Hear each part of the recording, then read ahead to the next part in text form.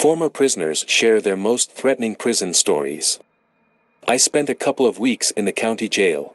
The first day, when they were processing all of us in the facility, they checked to make sure we didn't have anything hidden. They told us in a very subtle way, never to joke about suicide while we were in the facility. It was the same as joking about saying bomb on an airplane. By the third day, I was well acquainted with the other guys I was locked up with. I was physically the biggest of the white guys in our pack, so all the white guys huddled around my table during meals, to stay away from the Hispanics and people of color. Yes, there were 3 groups in the correctional facility, like it or not. There was one man in the group who seemed to be retarded in some way, probably had a learning disability, among other things, but essentially acted like a 12-year-old. I knew from the beginning that he was going to get in trouble, because he never stopped talking or fidgeting, and he was messing with everyone the wrong way. I tried to tell him to relax and not try to draw attention to himself, but he didn't understand what I was saying. He had been there for a week, when the 12-year-old man finally lost his cool completely. He was in the shower singing loudly and joking around, putting on a performance that went too far, and did his business on the floor by way of a bad joke. After the other guys in the shower grabbed their towels and escaped from there, he proceeded to kick his poop all over the walls and the other showers. It became a big scary scene, and then when the inmates came in to clean up the poop all over the walls, it became an even more gruesome scene. All the while, the 12-year-old was locked in a cell near the showers laughing and joking, while other inmates had to clean up his poop and make the shower area hygienic again. State prisons have standards after all. The next day, everyone was looking at this guy with hate in their eyes. The scene was kind of like Gomer Pyle in Warface. Everyone missed the showers the day before because of the accident with their waste, and then the kid was still up to his antics at breakfast the next day. Everyone became very cold to him, even downright violent. I admit, I started ignoring him completely after what he did. It took him a day or two to realize that everyone was ignoring him, and then his personality changed drastically. He became sad, despondent, and started talking to the correctional officers, because the other inmates were no longer talking to him. It turned out he screwed up, told the officers he wanted to hurt himself, and disappear to make everyone happy, and that's all it took. That's when they brought out the blue burrito. This is the scariest thing I've ever seen in jail. The blue burrito was a 10-foot long blue foam mat, which squeezes like those belts people wear in gyms. They laid him on the floor, forced the man to lie down on the mat, and then rolled him up with his arms at his sides in the blue burrito, keeping it all tight. This was the protocol for suicidal people in prison. There was no therapy, and not even a medical ward in the jail, but with this method, you are completely immobilized and unable to self-injure. They put that poor bastard in the burrito around 8 p.m., dragged him to his cell, and left him lying on the floor until breakfast the next morning around 8 a.m. Child molesters and gang members in custody get to eat breakfast first. Imagine not being able to move, barely able to breathe, and spending 12 hours on the floor of your cell. My cell was above his, and I listened to him cry and moan in agony all night. He didn't say a word to anyone, nor did he look anyone in the eye for the rest of the time I was there. One night at the blue burrito really hurt him. Not my case, but my husband was in prison as a young adult. He told me that they had a way of checking to see if you were self-centered where he was. The toughest guys would come up to you on the first day you got to prison, and ask you how many push-ups you could do. If you're smart, you just ignore them, whisper, and go about your business ignoring them. If you were a stupid show-off or had something to prove, you'd claim and do a big number or talk bragging about yourself. If you did that, then everyone would be friendly and say, "Let's see," so the poor victim would do as many push-ups as he could. The tough guys would encourage the new guy, acting friendly, and pushing him to do more and more. Then, as soon as the new guy had done as many push-ups as possible to exhaustion, they would assault him and beat him up, which makes him unable to resist against them, because he would have exceeded his maximum strength. After that, anyone with an enlarged ego would become quiet for the rest of his stay in jail. In the jail where I was, the watchtowers were armed with a variety of non-lethal firearms.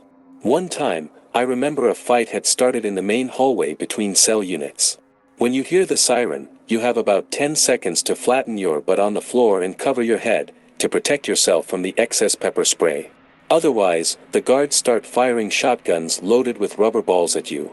One of the guards hit one of the guys fighting directly with a rubber ball in the crotch. The front of his jeans turned red as they lifted him up and took him to the infirmary. Apparently, he lost a testicle due to a rupture. Prison officer here. If any of the ex-cons are reading this, you may be laughing. I used to work in a high-security unit, where we housed prisoners with suicidal tendencies. One prisoner in particular liked to fill his mouth with his urine and waste, and spit at us through the gaps in the doors. One day I forgot to step away from his cell, and all of a sudden, boom. He hit the inside of his door with the palm of his hand. He scared the hell out of me, and I've been an officer for 13 years. When I turned around towards his cell, I screamed as loud as I could. He panicked and swallowed almost everything in his mouth. Within seconds, there was a projectile vomiting from the prisoner. The most fucked up part was that we had to clean the cell, as the prisoner was taken to the doctor. Sometimes, this is hard work. I saw a person who was mentally challenged and unable to understand simple commands being beaten with flashlights until his eyes popped out. We were in the process of being released and the cell doors were broken. We were told to stay inside the cells. No one wanted to disturb the officers, because we were an hour away from being let out.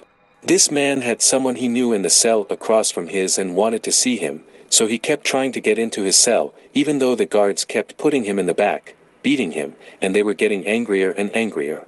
The inmates were also angry for fear that he would mess up the release schedule, and several people started threatening the guy. I could tell by the gleam in his eyes that he had no idea what was going on, except that he wanted to see his friend. The last time he walked out his cell door, the prisoners were screaming calling for the guards, because no one wanted the release to be ruined. The marshals came and beat the guy up. They had beaten him with a flashlight until one eye appeared on the floor, and everyone started screaming, but the beatings continued until the other eye flew out. It definitely ruined our release, and we all stayed another 36 hours while they cleaned up the scene. I saw one guy scratching his arm non-stop until it bled. Then he took a bag of heroin and stuck it into the wound because he didn't have a needle. He was fully aware that he was doing it, in the yard under the security camera where they couldn't see him. I hope I never see anything as fucked up as that again. He seemed willing to do anything to get that substance into his bloodstream. I was not a prisoner, but a former guard. I worked in a juvenile detention center in New Mexico. The scariest thing I ever saw was a 9-year-old boy accused of murdering both of his parents. There was not a shred of humanity in him. I could not even call this child human. I looked into this child's eyes and felt more fear than I ever have, to this day. He was pure evil in human form. And to clarify, I have searched and treated murder suspects before. It was nothing new to me, but this kid was different. He never broke any rules and always followed the orders of the place, but he never spoke to anyone unless asked something directly. I also never saw him cry, which is very unusual for a 9-year-old in jail.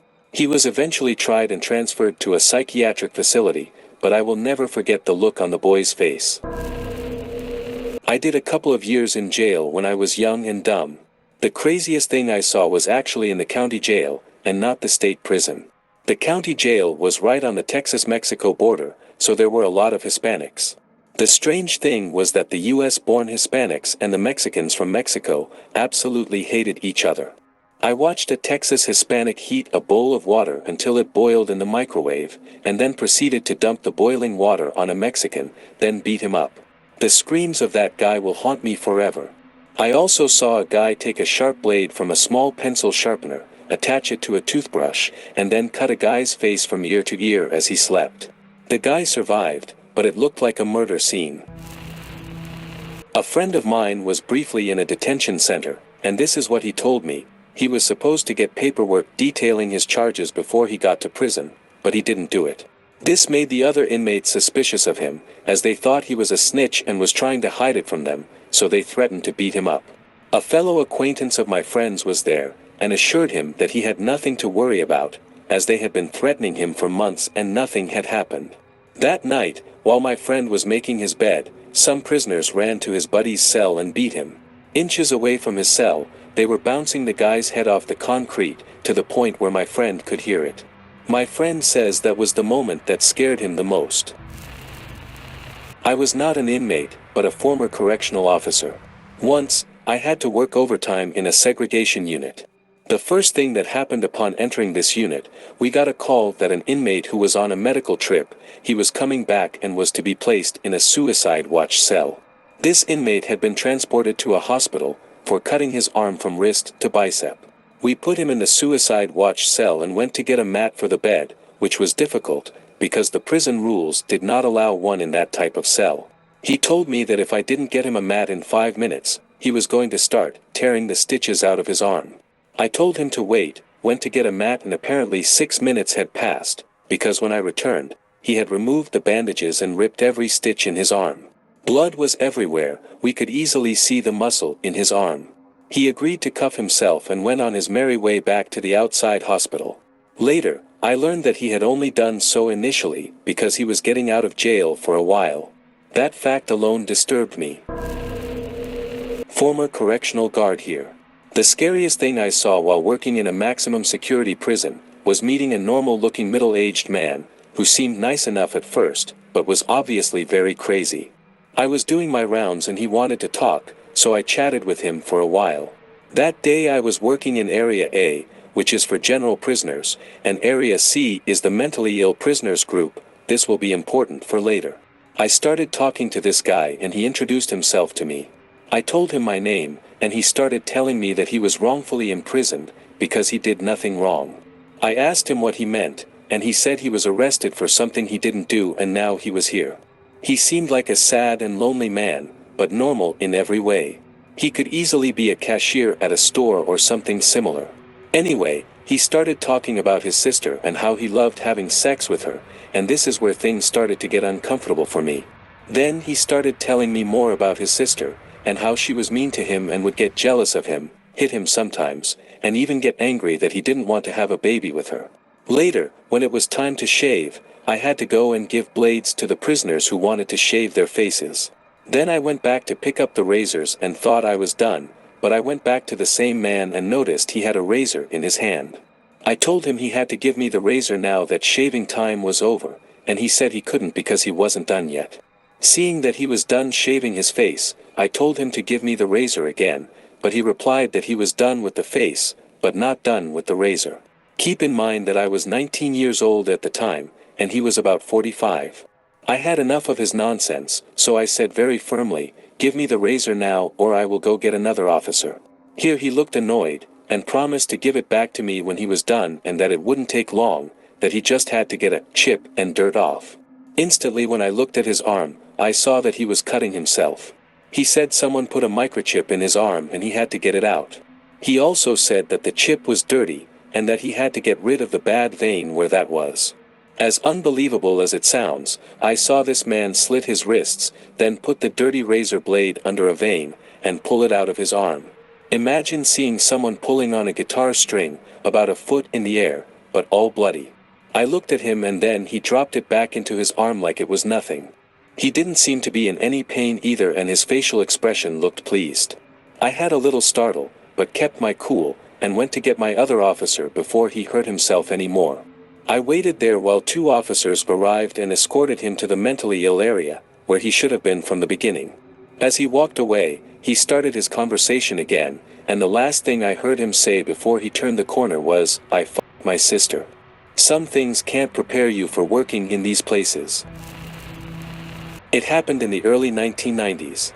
My dad was a prison sergeant when I was a little kid. I remember a long period of time when he wasn't allowed to give us kisses, or be around my mom, sister and me. Years later, I found out it was because an inmate who was HIV positive intentionally cut himself, and tried to infect nearby officers over a period of time. They had to use extreme caution, while my dad was checked every few months, to make sure he didn't contract the disease. Fortunately, he did not get infected. This is not my story, this is my uncle's story. He went to jail for possession of heroin, and he was addicted to it by the time he went to jail. He was in prison for almost 2 years. He had friends who had been in jail before, so he knew how to keep a low profile. One day they brought in a new inmate and put him in the cell next to my uncle. Immediately when they brought this guy in, hostilities escalated rapidly. Everyone was looking at this guy funny. He also noticed that everyone was harassing and threatening this man. My uncle asked in confusion why everyone hated the new guy. Turns out he was a child molester, who was serving life in prison because he raped and then murdered a little girl. My uncle told me that one night he woke up to the sound of a beating. One of the prison guards had come in and beaten the pedophile. While my uncle was there, he saw and heard this guy being beaten, tortured and even abused. He didn't say anything because he believed he deserved it. My uncle finally served his time, and learned of his end on the news years later. The man hanged himself while in prison, as he suffered years of torture that took a toll on him.